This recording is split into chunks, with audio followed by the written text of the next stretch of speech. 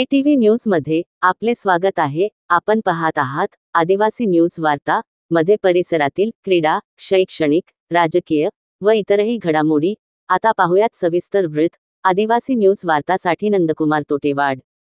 लग्नाचे आमिष दाखवून तरुणाची फसवणूक करणाऱ्या नागपूरमधील एका टोळीचा धुळे पोलिसांनी पर्दाफाश केलाय।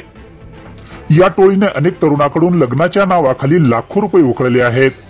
या प्रकरणी चाळीसगाव पोलिसांनी 4 आरोपींना अटक केली आहे। धुळे येथील तुषार खैरनार यांना त्याच्या लग्नासाठी एका एजंटने नागपूरच्या काजल नावाच्या मुलीसोबत लग्न जुळून दिले।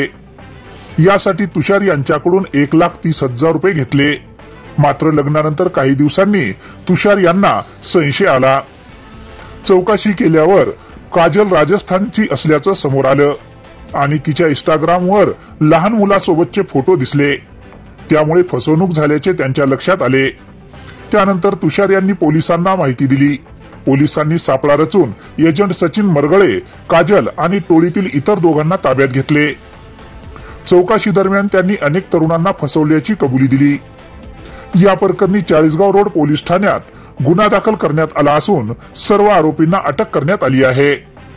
ही कारवाई धुळे पोलीस अधीक्षक श्रीकांत देवरे, अपर पोलीस अधीक्षक संजय देवरे आणि उपविभागीय पोलीस अधिकारी राजकुमार उपासे यांच्या मार्गदर्शनाखाली करण्यात आली आहे। यामध्ये पोलीस निरीक्षक सुरेश कुमार घुसर, सहाय्यक पोलीस निरीक्षक गणेश पवार, पोलीस निरीक्षक हरिचंद पाटील आणि इतर पोलीस कर्मचाऱ्यांनी महत्त्वाची भूमिका बजावली।